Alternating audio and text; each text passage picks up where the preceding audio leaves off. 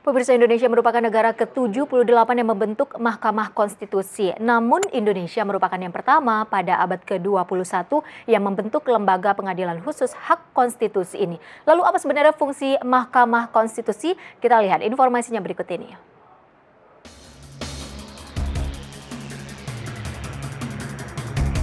Kuatnya gelombang reformasi legislasi melahirkan Mahkamah Konstitusi di Indonesia. Semangat penegakan konstitusi ini pun dirumuskan dalam perubahan UUD 45. Pada tanggal 13 Agustus 2003, RUU tentang MK disepakati bersama dan disahkan dalam sidang paripurna DPR. Tanggal penandatanganan UU tentang MK oleh Presiden Megawati Soekarno Putri 13 Agustus 2003 disepakati para hakim konstitusi menjadi hari lahir MKRI.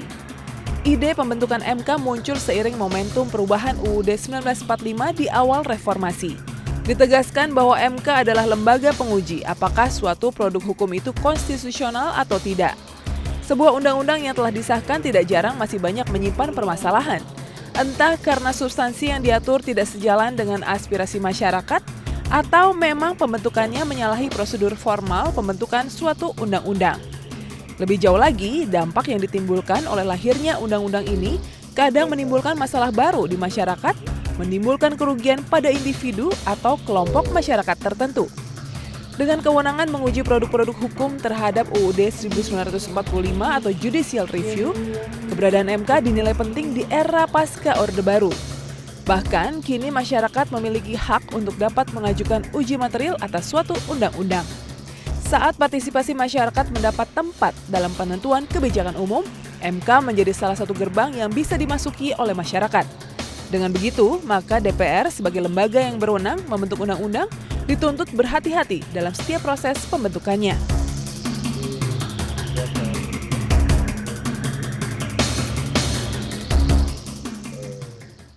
Pemirsa, 12 tahun Mahkamah Konstitusi hadir di Indonesia sebagai salah satu lembaga negara pemegang kekuasaan kehakiman selain Mahkamah Agung. Tugas Mahkamah Konstitusi selain menguji undang-undang terhadap Undang-Undang Dasar 1945 juga memutus perselisihan tentang pemilihan umum.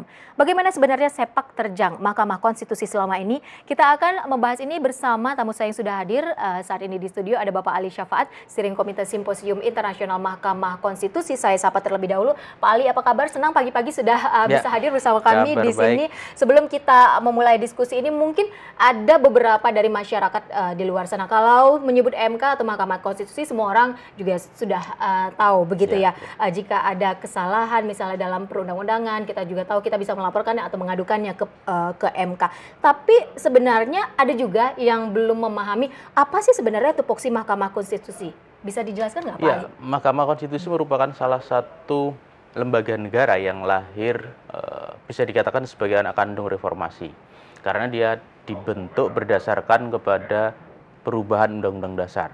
Jadi salah satu lembaga negara itu, dan berdasarkan pada pasal 24C Undang-Undang Dasar 1945, Mahkamah Konstitusi diberi 4 kewenangan dan 1 kewajiban.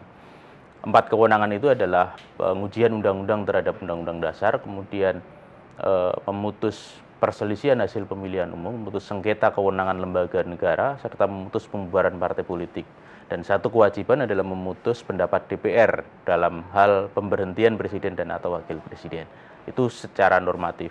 Walaupun sampai saat ini, gitu, karena perkara-perkara yang ditangani oleh Mahkamah Konstitusi kan sebetulnya perkara-perkara konstitusional, atau bisa dikatakan juga perkara-perkara yang bersifat politis. Baru 3 kewenangan yang sudah dijalankan berdasarkan pada permohonan yang sampai kepada Mahkamah Konstitusi, yaitu pengujian undang-undang, lalu perselisihan hasil pemilihan umum, lalu sengketa kewenangan lembaga negara. Sedangkan yang pembubaran partai politik dan sering disebut sebagai impeachment itu belum pernah dilakukan. Ya, sebetulnya kita juga mengharapkan itu jangan sampai. Tidak sampai terjadi begitu. Kalau itu terjadi kan memang sudah terjadi persoalan di dalam ketatanegaraan kita. Baik, ada 4 kewenangan begitu yang dilakukan oleh Mahkamah Konstitusi. Sebegitu besarnyakah peran Mahkamah Konstitusi dalam mengawal demokrasi di Indonesia ini, Pak Ali? Ya, karena Mahkamah Konstitusi menguji undang-undang terhadap Undang-Undang Dasar. Artinya bahwa semua pelaksanaan Undang-Undang Dasar itu dikawal oleh Mahkamah Konstitusi agar jangan sampai terjadi penyimpangan pada tingkat undang-undang. Dan kita tahu bahwa salah satu prinsip utama yang ada di dalam Undang-Undang Dasar itu adalah demokrasi, karena kita menganut kedaulatan rakyat.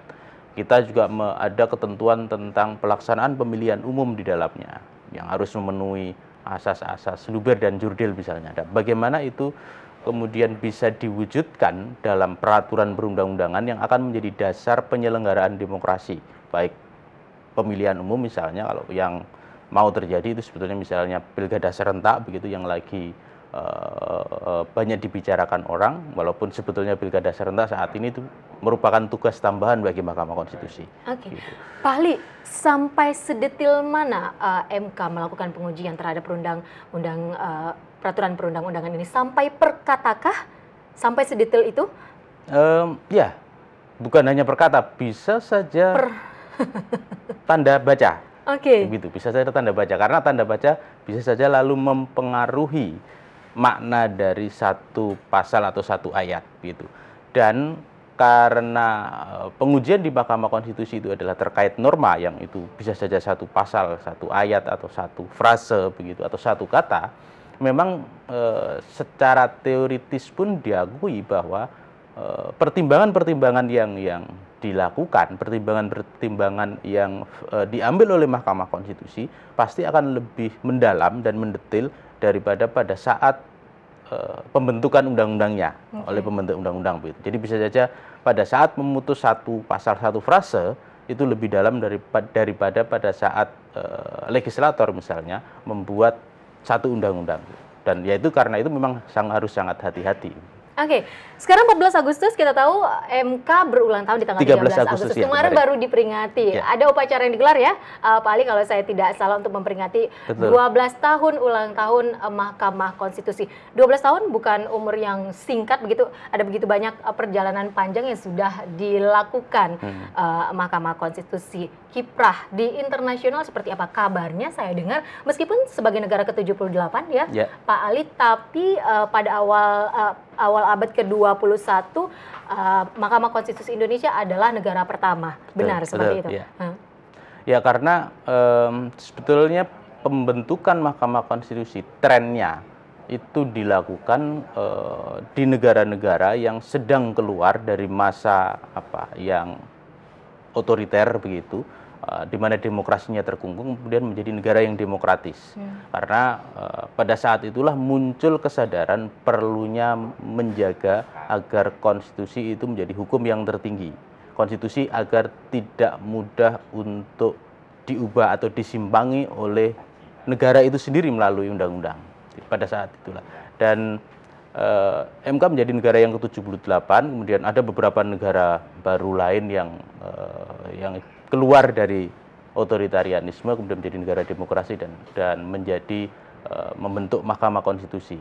Dan pada tahun 2014 MK terpilih sebagai presiden Asosiasi Mahkamah Konstitusi atau peradilan sejenis. Maksudnya peradilan sejenis ini adalah walaupun namanya Mahkamah Agung tapi dia sebetulnya menjalankan kewenangan sebagai peradilan konstitusi. Oke, kabarnya juga menjadi 10 besar terbaik di dunia, begitu ya, ya Pak Ali? Banyak nanti kita ngobrol lagi itu. Di segmen berikutnya. Ini juga ada kaitannya dengan simposium internasional yang akan digelar 14, 15, 16, Pak Ali, atau 15, 16? 15, 16 simposiumnya. Saja. Sebelumnya ada beberapa pertemuan negara-negara anggota asosiasi itu, kemudian kemarin ada pertemuan sekjen negara-negara anggota dan asosiasi. kabarnya akan dihadiri Pak Presiden Republik Indonesia. Ya, nanti akan kita bahas ya, Pak Ali, di segmen berikutnya. Anda jangan kemana-mana. 12 tahun Mahkamah Konstitusi dan kiprah internasional akan kita bahas kembali di segmen berikutnya. Ayo Pagi segera kembali.